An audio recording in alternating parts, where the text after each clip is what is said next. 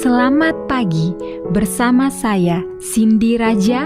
Mari kita awali pagi ini dengan semangat baru, motivasi hidup sehat dan inspirasi yang akan membawa kita lebih dekat kepada kebugaran fisik, mental dan spiritual.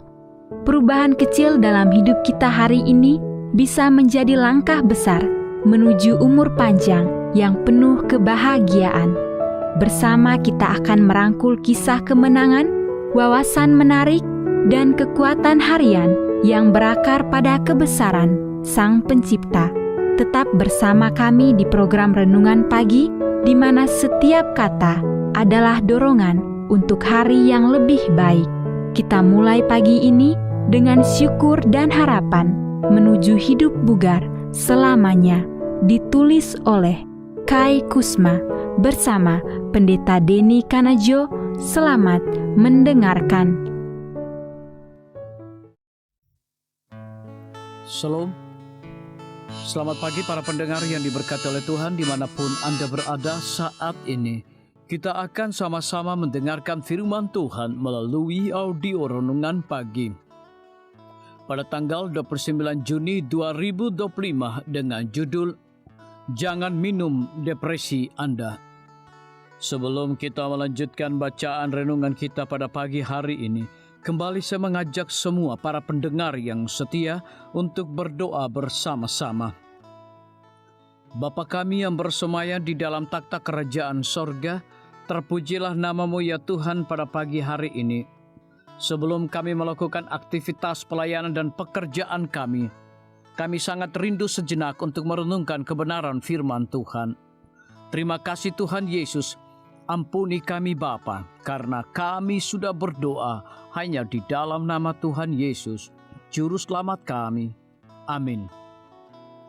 Ayat inti kita terambil di dalam 2 Timotius pasal yang pertama ayat yang ke-7. Demikian firman Tuhan, sebab Allah memberikan kepada kita bukan roh ketakutan, melainkan roh yang membangkitkan kekuatan, kasih dan ketertiban. Mari kita ikuti penjelasannya. Seorang wanita berusia 50-an tahun menceritakan kisah berikut ini kepada saya. Saya pertama kali mengalami periode cemas dan sedih ketika saya masih remaja, menjalani pola hidup yang sekuler. Selama sekitar 5 hari saya merasakan rasa takut dan kesedihan yang tidak jelas tentang keadaan tak bernyawa. Saya hampir tidak menemukan kesenangan dalam hal apapun dan bertanya-tanya mengapa saya dilahirkan. Seiring berlalunya waktu, periode kesedihan ini semakin meningkat.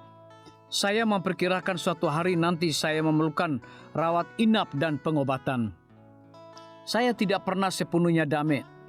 Ketika saya berumur 33 tahun, saya menjadi seorang Kristen Advent dan belajar bahwa hidup sehat itu penting. Saya mulai berolahraga, hanya makan pada waktu makan dan berhenti minum 8 hingga 10 cangkir kopi, teh, atau cola yang saya bisa konsumsi setiap hari sejak awal masa remaja saya. Hampir seketika saya perhatikan saya sudah lebih stabil, tidak mudah terganggu. Dalam sebulan kecemasan kronis oleh karena pekerjaan saya membuat stres berkurang. Tetapi setelah hampir 18 bulan barulah saya menyadari bahwa saya telah melewati 1 tahun tanpa depresi. Sekarang sudah lebih dari 20 tahun. Lebih dari 150 tahun yang lalu, Tuhan mengesankan Ellen G. White bahwa kopi dan teh secara artifisial merangsang sistem dan kemudian menyebabkan depresi. Sekarang kita tahu penyebab sebenarnya adalah kafein. Apa yang literatur kedokteran katakan tentang bahaya kafein pada kopi, teh, cola, dan coklat. Minuman berkafein ini tidak hanya menyebabkan depresi, tetapi juga meningkatkan risiko sakit kepala, interlitas, kecemasan kronis, alergi, tremor otot, osteoporosis, dan sejumlah masalah lainnya. Semakin banyak kafein, semakin tinggi risikonya. Disalin dari buku Internal Medicine News 15 Mei 1981 halaman 6.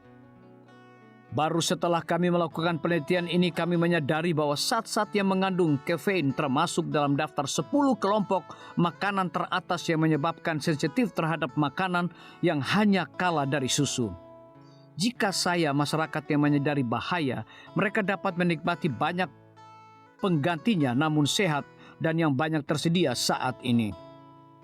Allah berjanji bahwa kita akan terhindar dari penyakit orang Mesir. Keluaran 15 ayat yang ke-26. Jika kita mengikuti prinsip-prinsip kesehatannya, kebanyakan dari kita tidak akan mengetahuinya sampai kita tiba di kekekalan. Betapa diberkatinya kita dengan mengikuti pola hidup sehat dan betapa banyak penyakit yang berhasil kita hindari karena rajin mendengarkan Tuhan. Terima kasih Tuhan Pencipta karena telah memberikan pengetahuan kepada anak-anak-Mu tentang bagaimana caranya memiliki kedamaian dan pikiran yang sehat, dan bantu saya untuk mengatakan tidak kepada minuman yang mungkin bisa menyebabkan depresi. Biarlah bacaan renungan kita saat ini akan menjadi berkat bagi kita semua. Kembali saya mengajak semua para pendengar yang setia untuk berdoa bersama-sama. Bapa kami yang bersemayam di dalam takhta kerajaan sorga, terima kasih Tuhan Yesus, oleh karena firman-Mu pada pagi hari ini memberikan berkat dan kekuatan rohani bagi masing-masing kami. Pada saat ini hamba berdoa untuk pemerintah kami. Tuhan memberkati Bapak Presiden bersama dengan wakil, para menteri dan seluruh stafnya, Bapak Gubernur bersama dengan wakil, Bapak Bupati bersama dengan wakil, Bapak Wali Kota bersama dengan wakil, camat dan seluruh stafnya, kepala desa, lurah, RT, RW, dimanapun mereka berada saat ini.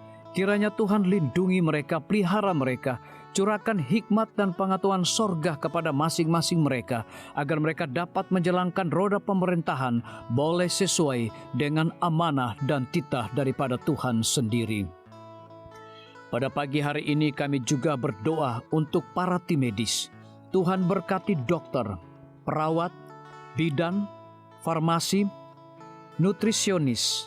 Kiranya hikmat dan pengetahuan sorga, roh dedikasi yang tinggi, roh kelemah lembutan Tuhan berikan kepada masing-masing mereka, agar mereka dapat memberikan pelayanan yang terbaik bagi setiap pasien yang membutuhkan pelayanan mereka setiap hari.